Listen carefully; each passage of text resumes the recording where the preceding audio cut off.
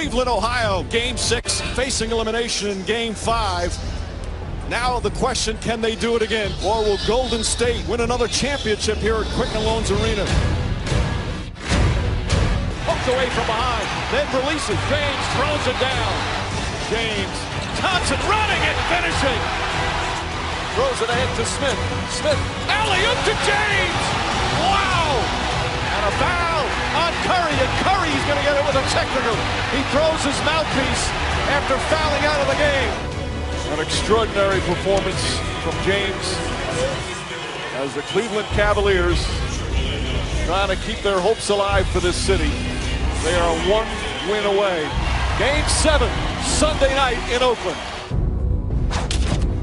It's Friday, good day, and we have a Game 7, gentlemen. Skip Bayless, Molly Karam here in Bristol, Connecticut. Welcome into First Take. Stephen A.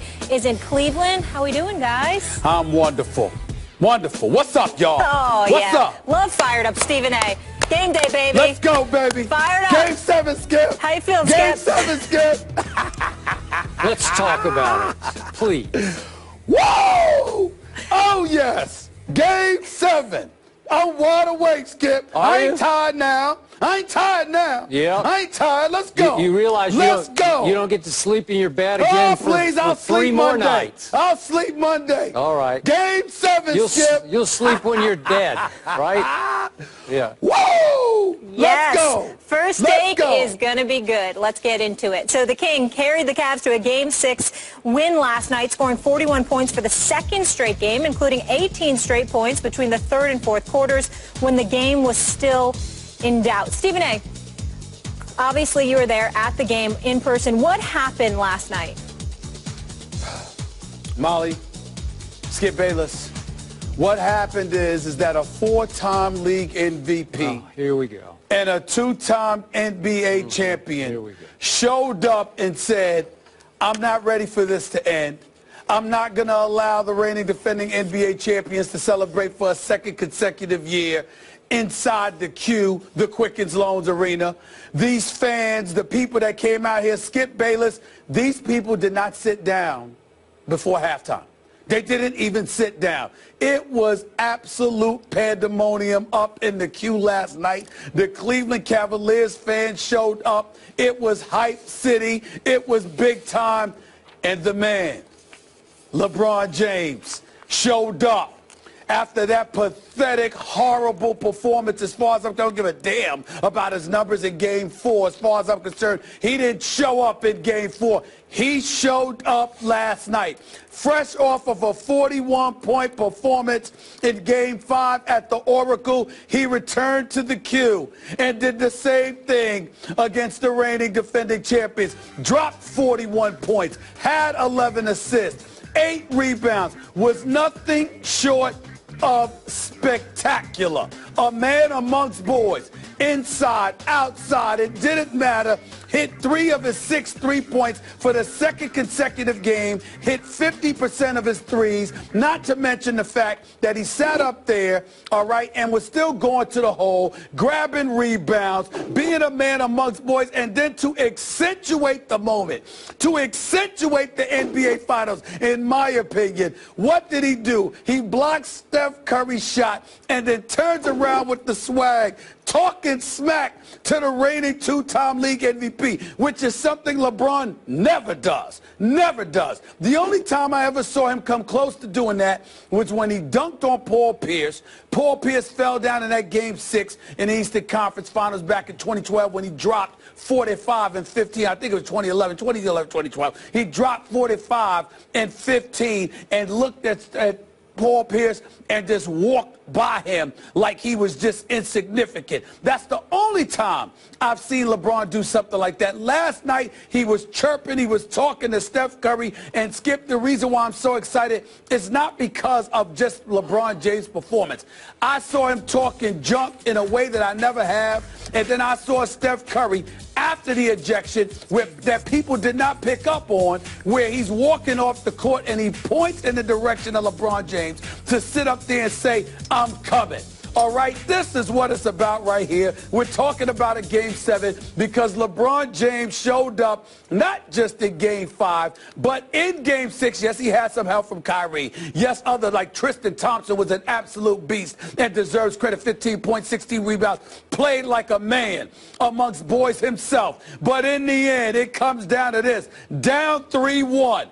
On the brink of elimination. The Cleveland Cavaliers are now on the brink of history, on the verge, 48 minutes removed from becoming the first team in NBA history to overcome a 3-1 deficit and capture an NBA crown. This is what Game 7s are all about, Skip. This is so beautiful to see, and I'm just loving every moment of it. Bad calls by the officials, by the way. Steve Kerr was absolutely right. 3 bogus calls against Steph Curry. No doubt he picked Kyrie's pocket. That wasn't a last foul that he got called for that made him lose it, okay? And it was a foul before that that shouldn't have been called as well. But in the end, the NBA gets what it wants. The NBA fans get what it wants. We certainly get what we want.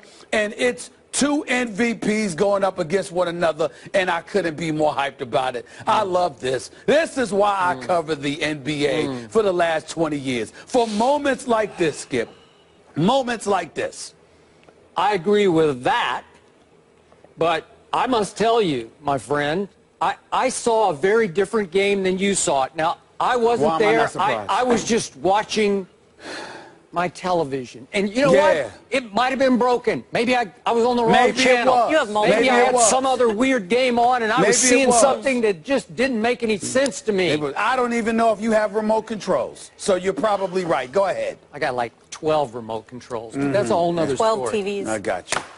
Okay. First of all, big picture takeaway for me last night was the Golden State Warriors, who won a record 73 games during the regular season, did not show up, for reasons I can't explain, for Game 6 of the NBA Finals. Maybe they're still a little too cool for school. Maybe they can't stand prosperity. Maybe they need to be challenged and pushed to the brink before they respond, which would be Game 7 back home in Oracle.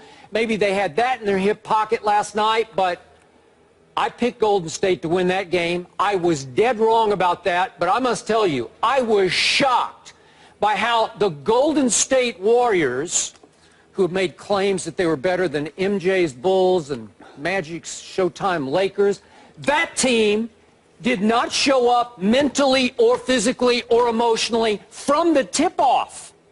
And meanwhile, as you well know because you were in the midst of the chaos, the Cleveland Cavaliers were crazy ready for that game.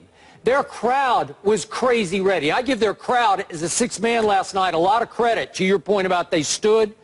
Listen, they literally screamed that team up off its feet, up above the rim, right from tip-off. Stephen A., that game was over in about 6 minutes. When LeBron got free, got a nice little sweet feed from Kyrie for a wide-open dunk, 6:19 left. It's 13-2. I just sat back and said, "This is over, man. Let's get it on." I wanted to cancel the rest of that game. Let's just blow it off and get on with it. Let's go to Game 7 and see what transpires.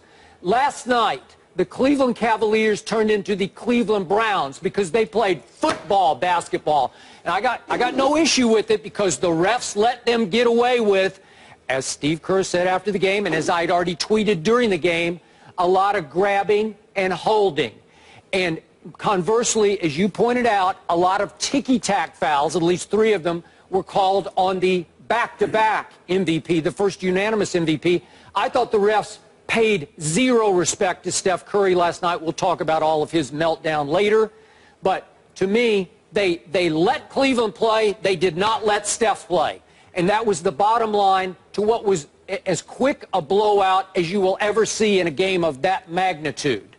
Now, let's get to my man LeBron James. You realize, Stephen A. Smith, that he should have scored 41 last night. You realize that the same injury gods who robbed LeBron of his help last year, took away Kevin Love, took away Kyrie in overtime of Game 1 of the Finals, those same injury gods just took away Golden State's best rim protector, Andrew Bogut, gone for the rest of the series. And last night in the first quarter, they took away, by far, the best Golden State defender of LeBron James. Andre Iguodala should not have been playing in that game after the first quarter. His back seized up. I don't know if he's hurt or if it just is a spasm, but clearly he could not move laterally and he could not jump after the first quarter. He gutsed it up. He stayed out. He told Steve Kerr, let me try. And he was a shell of himself. And I remind you, the Iguodala I saw in the first 5 games allowed LeBron James to drive the basketball only 6 times in 5 games. Think about that. And in the 3 losses, LeBron James managed only 7 shots against his primary defender, Andre Iguodala. He went 2 for 7 against Andre Iguodala in the 3 losses. So remember, we talked about it yesterday. I think Iguodala has done a sensational job on LeBron until Game 5 when LeBron started shooting long-distance jumpers and started making them. But last night, all of a sudden, LeBron woke up, and listen, this man can smell blood. He started playing bully ball. We've seen him do it before. He was a man among boys, and he knew it. There's no Bogut. There's next to no Iguodala. And he's just doing whatever he wanted, whenever he wanted it. No, I've told you this before. He's a great front runner. He will pour it on. And in the fourth quarter, he scored 17. And don't tell me it was a game. They got within 7 at one point, but I never thought, not 1 second did I think Golden State was going to come back and win that game. He was very good because he should have been very good against what was left of the Golden State Warriors last night. Well, allow me to interject. Number one, for you to sit up there, I'm going to call you out on national television and call you an absolute liar if you're going to sit there and say you didn't think it was a game when the Golden State Warriors pulled within 7. As well as they hold it, wait a minute. Listen to this. With Barbosa, yes. I did not. Sorry. As well as they can shoot and as explosive as they can be. And as much as you've talked about them all year long, even in moments when they're awful because of their marksmanship, which can come out of nowhere at any given moment, when they pulled within 7, you're trying to tell me that you sat up there and you didn't think they had a chance. I did not. I just told you that. I just told you that. That's an absolute lie. That's an absolute lie. You know better than that. You know better than that because you've been watching them all year, and you know that when they can get hot at any given moment. You know that. So Golden State, even when they're down 17, they can erase it in the blink of an eye because of their offensive prowess, which at any given moment can explode on you. That's number one. Number two, I don't want to hear this stuff about calls and you complaining about the no calls when LeBron don't get calls all the time. You don't give him a pass. Number three, when Iguodala had his back spasm, and by the way, he had to leave the game. He went to the back to the locker room. I didn't think he was coming back. That's right.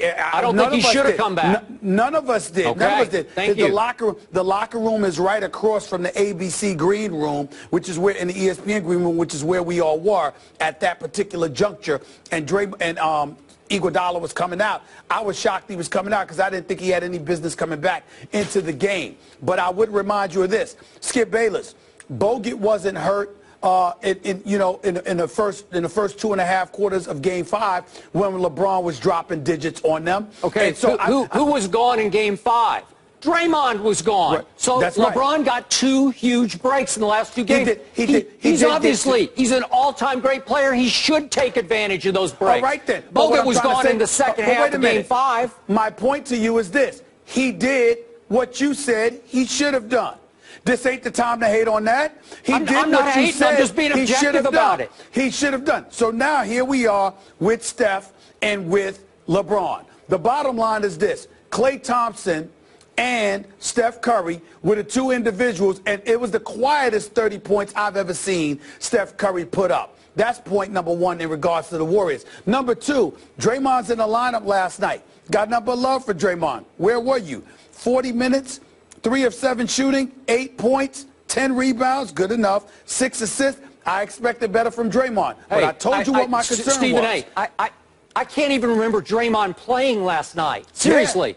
I woke up at the end of the game, I'm like, What was he out there? If you remember, I told you yesterday right here on this show. You said my number one concern about Draymond is that no matter all his bluster, at the end of the day, he was going to be worried about not doing something that was going to get himself ejected. Remember, all it would have taken is a technical, and he wouldn't have been able to play for Game 7. That was his concern. No matter what he said, that was his concern. He couldn't go out there and play the way I expect him to play in Game 7. But Skip, basketball-wise, it doesn't matter what the conditions are. You can't take away from what we've seen from LeBron James the last 2 games. I don't take away, but brink of elimination. Okay, but he did what he should do in these circumstances. They don't have anybody who can stop him. They didn't have anybody who could stop him prior to Game 5. I disagree with that. I can just show you the numbers. Iguodala was doing a good job. I'm not saying he was a LeBron stopper, but he was doing a job, especially in the 3 losses. He makes him work harder. Hey. He makes him work harder than almost anybody else would. I think anybody in basketball that I've seen. Skip, watching last night, there got to a point. First of all, Tyronn Lue did an exceptional job of calling screens and picks along with LeBron that ultimately put Steph Curry on LeBron James on too many occasions, where LeBron was able to face up against Steph Curry and ultimately back him up. Same thing happened with Klay as well. Harrison Barnes, listen, I called the police department in Cleveland and Oakland, by the way. I asked them to put out an APB for Harrison Barnes because we can't find the man, okay? 2 for 14 in Game 5. 0 for 8 last night. Steve Kerr just finally had enough. Harrison Barnes, listen, the Golden State Warriors, you want to know why they're struggling? Because they're playing 4-on-5 basketball on the offensive end of the floor, because literally the Cleveland Cavaliers are sitting back, daring Harrison Barnes to shoot. His shot has just left him. Got nothing but love for Harrison Barnes. Got a lot of, he's got a lot of promise. But to be in a situation where he's literally looking for his money, I'm here to speculate, and the operative word is speculate. I'm speculating that Harrison Barnes has cost himself anywhere from $15 to $25 million based on his performance over the last 2 games. Virtual no-show, 2 for 20 shooting from the field. You're out on the court, you're smaller. Cleveland is imposing their will. They're being physical with you. They're throwing bodies at you. J.R. Smith, Iman Shumpert, even Kevin Love was out there banging, if nothing else. They just throw bodies at you with LeBron being, bigger than everybody else practically to begin with. And then on top of it all, you've got to play 4-on-5 basketball. I mean, Harrison Barnes right there is getting stripped, taking Kyrie Irving to the hole. Then he shoots a wide-open 3. There's nobody within 10 feet of him. He can't buy a basket right now. That's what's going on with Golden State. That is what they have to fix, because Cleveland is coming, man, and you cannot take away from LeBron. LeBron just got to a point where in the 4th quarter, Skip, he's turning away from the basket. He's walking away, and he's dribbling the ball with a little bit of swag. He's feeling himself right now. I agree. The jumper's flowing. Everything's going his way. Golden State's going to have to figure something out. Well, they better get one guy reasonably healthy, and that's Andre Iguodala. It's over, man. They got no shot. He was toying. And I love to watch him when he gets in the mode, because he's front running, and I don't mean that in a negative way. I mean in a positive way. He is pouring it on. He's stepping on your throat because he smells your blood. He's great at that. But he knows he's got a supreme advantage over you because you have nobody who can keep him from the rim. And as long as you're worried about the rim with LeBron James, which usually you aren't with Iguodala, you got big problems. So he dominated them in the 4th quarter in a way that good teams should never be dominated unless they've lost that much advantage. Look. Yeah, but good teams sometimes get dominated by a great player. You know, when you think about LeBron and the numbers that he's put up, this is his 17th elimination game. He now improved to 9-8 after the last 2 games that he's played, which were elimination games. He averages better than 34 in those games. He gets the numbers. But last night wasn't about the numbers. It was about him imposing his will, because nobody else for Cleveland was spectacular outside of Tristan Thompson, who was just a fantastic game on the part of Tristan Thompson. There's no other way to put it. But in the end, Golden State's got to step up, and I'm not putting it just on Steph And Clay, you can't have a guy like Harrison Barnes on the floor being a liability. And your boy Festus Ezeli, I mean, this Vanderbilt dude, okay? I like Festus Ezeli, but my God, him and Maurice Bates, and Maurice Bates and I go back to his days in Philadelphia, Skip. We go back a long ways. They literally should be looking in the mirror and asking themselves, I must really be awful. Because how in God's name is Anderson Varejao getting minutes ahead of me? The only thing relevant about the ultimate nice guy, which is Anderson Varejao, is his hairdo. There's nothing relevant about him from a basketball standpoint other than his ability to flop. He put Vlade Divac to shame, as you highlighted. He could win an Academy Award with his flopping. But there's no other purpose that he serves. If you're Festus Ezeli or Maurice Bates, one of whom should be starting, by the way, because you need them in the lineup. He's going to have to start. He's going to have to start. How do you sit up there on the basketball court doing absolute while Anderson Varejao is getting more minutes than you? It's embarrassing. It's just embarrassing. All right, I'm going to say one final thing about LeBron James. In the big picture, I try to keep it and put it in an objective perspective, and people say you're hating. But again, I emphasize my point. He should have been doing in both games 5 and 6 what he did finally do after he stunk it up, as you said, in game 4 and disappeared. I get amused at what I think is the overreaction to LeBron having a great game, because everyone leaps back to adoration, glorification, even deification of LeBron James, when I'm saying, what did you expect when Golden State can't stop him? My response to that would be, I think deification is a little bit extreme. I don't know. The other adjectives you use are appropriate, but let's also be clear about something here, Skip. You're talking about what he's supposed to do. Whether he's shorthanded, guys are injured, guys are not performing. You got Kevin Love attempting 3 shots. He scored 7 points. People are giving him a standing ovation for